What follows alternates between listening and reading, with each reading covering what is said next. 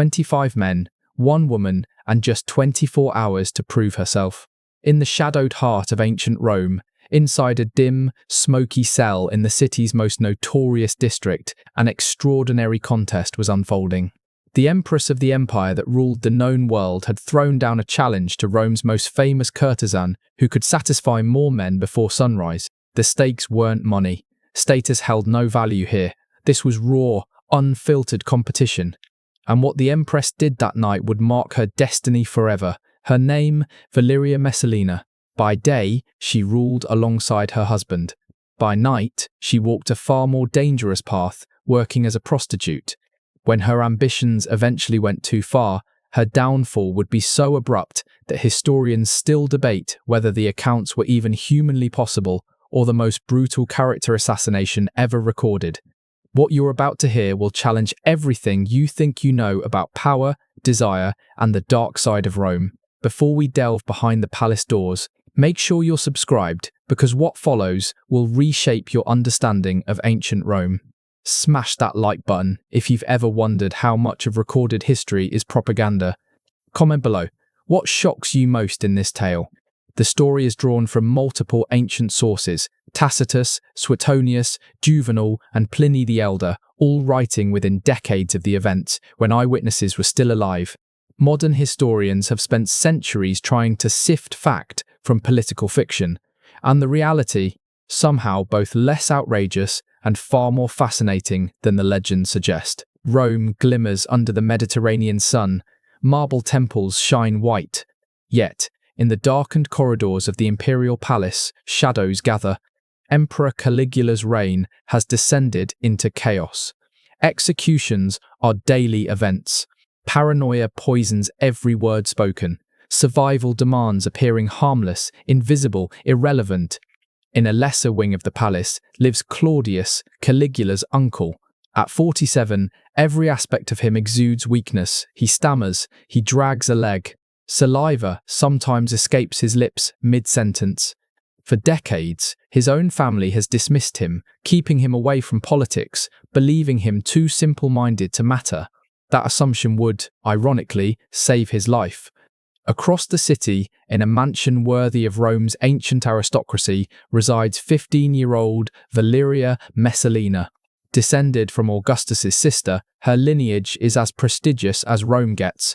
Ancient accounts describe her strikingly: dark hair, pale skin, perfect Roman features. Yet it is not just her beauty that captivates, it's intensity. Her gaze feels piercing, as if she's weighing and judging everyone she meets. Ambitious and clever, her future is about to be decided without her consent. Among Rome's elite, marriages are political instruments, not matters of love. When Caligula arranges Messalina's marriage to Claudius, no one expects much. Claudius would never rule. This union merely keeps her close to power, ensures imperial offspring, and solves a minor political dilemma. The girl has no voice. At 15, she is told she will marry a man 3 decades older, unappealing to her, and that is the end of it. The wedding night, married to a drooling, stammering man, must have been traumatic, though Roman culture rarely acknowledged such experiences. Then, just 3 years later, everything changes. Caligula is assassinated by his guards in 41 CE. Chaos erupts. Who will lead Rome? Soldiers find Claudius hiding, trembling behind a curtain. Almost mockingly, they proclaim him emperor. Suddenly, the man everyone dismissed as weak rules the greatest empire in history. And Valeria Messalina, barely 18, becomes Empress. Little did anyone know this teenage Empress would become infamous in Roman history. Her name synonymous with sexual excess, so extreme that 2,000 years later, it still fascinates. Imagine being Messalina. You're 18, your husband is emperor, nearly 50, physically unremarkable, and apparently disinterested in passion. You command immense wealth, have thousands of servants, and access to every pleasure Rome can offer. 2 children secure your position. What would you do with absolute power and relentless boredom? According to ancient sources, Messalina began slipping out of the palace at night. She disguised herself with a blonde wig, wore ordinary clothes, and roamed the streets with only a trusted attendant. Guards noticed, but dared not intervene. She was the Empress, confronting her risked death. Her destination, the Sabura, Rome's infamous red light district, where prostitutes worked in tiny cells for sailors and travelers seeking pleasure. Tacitus and Suetonius report that Messalina herself worked in a brothel under the alias Lisca, meaning shadow. She paid for the room, offering her services to clients oblivious to her imperial identity. The psychology is staggering. This was not forced. This was choice. Not financial necessity. She had the empire's wealth. Sometimes she charged, sometimes she did not. The motive. Something far darker and more complex than money. If this shocks you, hit that like button, because the story of 25 men in one night is coming, and it's even more unbelievable. By day, Messalina performed perfectly, attending state functions, receiving dignitaries, managing the palace with efficiency and dignity.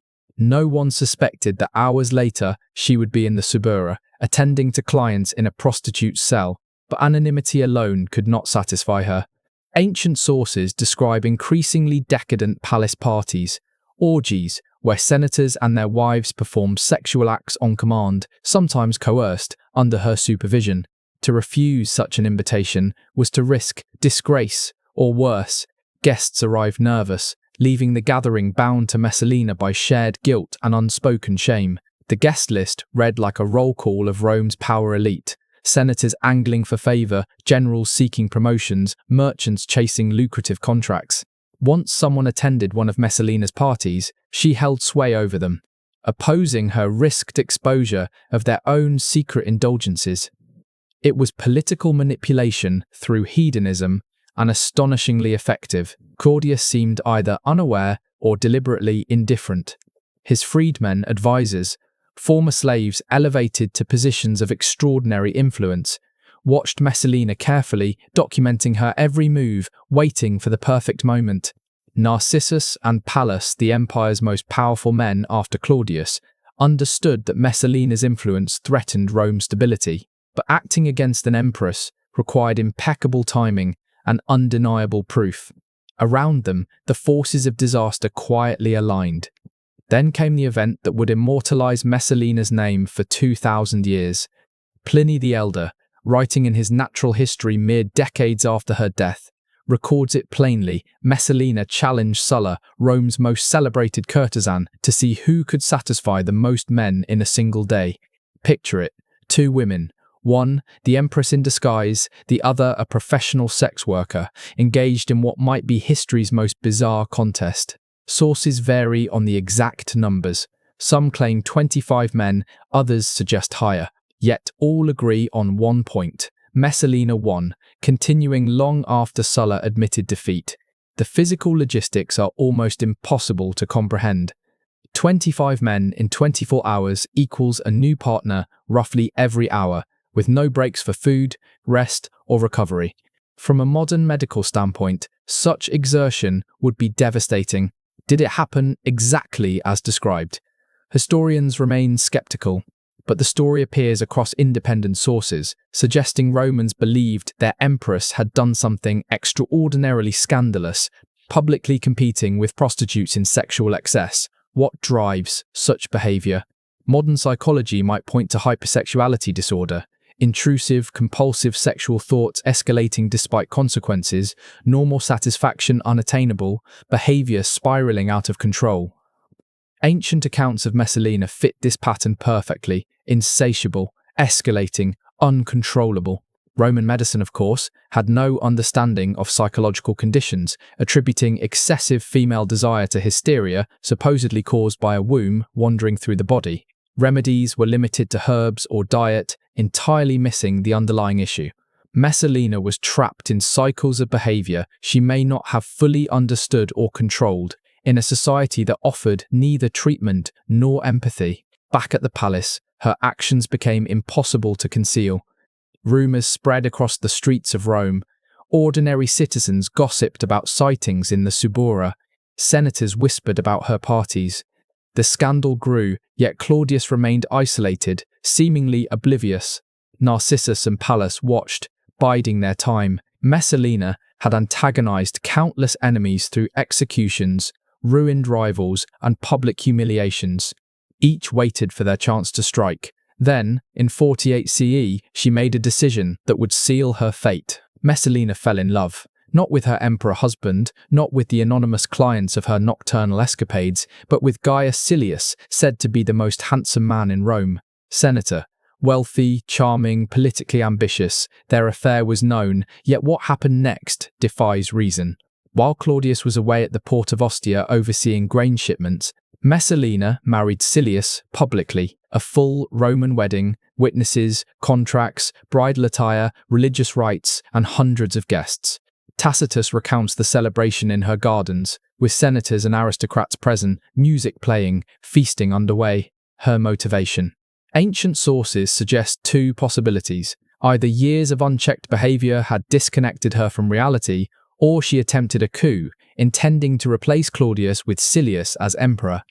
Either scenario requires understanding that Messalina's judgment had become dangerously impaired. Imagine being a guest at this wedding. Attend, and you witness an act of possible treason, refuse, and risk angering the Empress, whose reputation for vengeance was legendary. Many attended, either hoping the coup would succeed or too terrified to decline. The ceremony continued. Music, wine, ritualized proceedings, theatrical displays of intimacy. Some sources claim the marriage was consummated publicly or staged to appear so. This was not subtle political maneuvering. It was audacious, bordering on madness. Reports eventually reached Claudius in Ostia. His freedmen presented evidence that seemed impossible. His wife had wed another man in a ceremony attended by half the Senate. Claudius refused to believe it at first, requiring multiple witnesses and signed documents before reality sank in. Narcissus recognized the moment. Messalina had given them irrefutable grounds to act. A counter-coup was set in motion. Narcissus seized control of the Praetorian Guard, marching toward Rome. Meanwhile, Messalina continued celebrating, unaware or indifferent to the looming disaster. Her revelry ended abruptly when messengers brought word Claudius was returning, fully aware of her actions. Sobered instantly, she grasped the consequences. Execution awaited her, Silius, and all connected to the wedding. In desperation, she attempted one final manipulation, gathering her children, Britannicus and Octavia. She sought to meet Claudius, hoping their presence would soften his wrath. But Narcissus intercepted her, warning that her beauty and tears would undo Claudius's resolve. He physically prevented the encounter. Silius faced execution first. No resistance, no pleas, only a request for a swift death, which he received the same day. Guests from the wedding were hunted down, some executed outright, others forced to commit suicide to avoid imperial retribution. The purge swept through Rome's elite, erasing anyone connected to Messalina's audacious final act. Messalina retreated to the gardens of Lucullus, an estate she had seized years earlier through political maneuvering, accusations, and executions. Ironically, the estate she had claimed would become her final prison. With her was her mother, Lepida, largely absent for most of Messalina's life, now present at the end. Ancient accounts describe the young empress's mental state as volatile, swinging between rage and despair, panic and an almost eerie calm. She attempted to write a plea to Claudius, but could not find the words. She considered ending her own life, but courage failed her. Fear held her even as death approached. How does one process the fall from absolute power to condemned prisoner in a single day? After 7 years of shaping Rome to her will, she now sat in a garden with nowhere to hide. Narcissus would not leave her fate to Claudius. He knew the emperor might be swayed by her tears, might grant her mercy if he saw her weeping and her children. So he dispatched a tribune and a centurion with strict instructions, kill her immediately. They found Messalina with her mother, a dagger trembling in her hand. The tribune hesitated, offering her the chance to end her own life and preserve some dignity. She could not. Even facing certain death, courage deserted her. Lepida urged her daughter to act, to take her life rather than be executed like any ordinary criminal. Messalina froze, caught between pride and terror. Finally, the tribune's patience ran out. He stepped forward and delivered the fatal blow. Messalina died at 22 in the garden she had seized years earlier, felled by the same imperial machinery she once controlled. Lepida remained, performing one final act of maternal love, arranging her daughter's body, closing her eyes, restoring what little dignity death allowed. After that, she vanished from history. Claudius was dining when news arrived. According to Suetonius, he showed no emotion, neither grief nor satisfaction. He continued his meal, called for more wine, as if nothing remarkable had occurred. 2,000 years later, historians still debate what truly happened. Ancient sources are deeply biased. Tacitus, writing 50 years later, was a moralist who cast Messalina as a cautionary tale of female depravity and imperial corruption. Juvenal was a satirist, exaggerating for effect rather than accuracy. Suetonius thrived on scandal, indifferent to verification. Pliny repeated tales he had heard, not witnessed. Modern historians have tried to separate propaganda from fact. The consensus suggests Messalina did engage in scandalous sexual behavior. The general pattern of excess is likely accurate. It led directly to her execution, but specific details, the brothel, the 25-men contest, the exact nature of palace orgies may have been exaggerated or entirely invented. Why the exaggeration? After her death, Claudius married Agrippina the Younger, Nero's mother, who sought to control historical narratives. Portraying Messalina as monstrous made Agrippina appear virtuous by contrast. Most surviving accounts were written during or after Nero's reign, when Agrippina's faction dictated what was recorded or buried. Feminist historians have asked why Messalina's sexual behavior became legendary, while male emperors committed comparable or worse acts with little censure. Caligula allegedly engaged in incest and rape. Nero forced senators to witness sexual assaults on their wives. Tiberius reportedly maintained villas for molesting children, yet Messalina's reputation for sexual depravity surpasses all of them. Why? Because female sexual agency terrified Romans more than male sexual violence. A man exercising power through sex was normalized, even admired. A woman actively pursuing sexual pleasure, controlling men, choosing her own partners, violated every assumption about Roman gender roles. Messalina had to be destroyed, not only politically but historically, turned into a cautionary tale to deter female autonomy for centuries. What does her story teach us? At its core, it's about how women's sexuality has been policed, punished, and weaponized. Male sexual abuse reinforces dominance. Female sexual agency challenges the hierarchy. Roman sources could not tolerate such a challenge. They created a monster whose story would echo for millennia. But consider this: how much of history reflects truth versus the narrative of those in power? Messalina left no writings of her own. We have no record of her perspective, her intentions, or understanding of her actions. Only accounts by her enemies survive, after her death and with no chance of defense. Think about what she truly had: an arranged marriage at 15 to a man she found repulsive, nominal power despite the title of Empress, and a society that left women almost no outlets for ambition, intellect, or sexual desire. If she did act with sexual excess, it might have been the only way to assert control over her body, her choices, and her life. Her children suffered the consequences. Britannicus would be poisoned by Nero. Octavia was forced into a miserable marriage with him and later executed. Both were forever marked by association with Rome's most infamous Empress. Meanwhile, Narcissus and Pallas amassed wealth and influence, effectively ruling the empire for years. Her fall was a stark lesson: power was fleeting. One day, you could be Empress, hosting grand events, believing yourself untouchable. The next, you were dead. No trial, no defense, just the unstoppable machinery of imperial authority. So, a girl married at 15 produced 7 years of scandal, a public bigamous wedding, and execution at 22.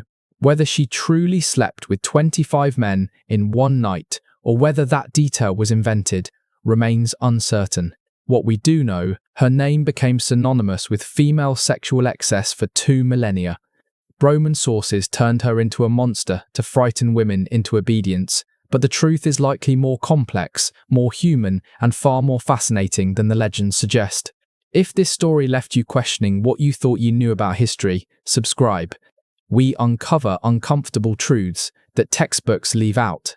Hit the bell, because next we'll examine Agrippina the Younger, the woman who married her uncle, allegedly seduced her son, and rose to power through methods that make Messalina seem almost tame. Tell us in the comments what shocks you most: the 25 men contest, the public wedding to another man, or the uncertainty of fact versus character assassination. Drop your thoughts below. Until next time, remember, history's darkest secrets aren't always what actually happened. Sometimes, they are what people wanted you to believe, and that distinction matters more than you think.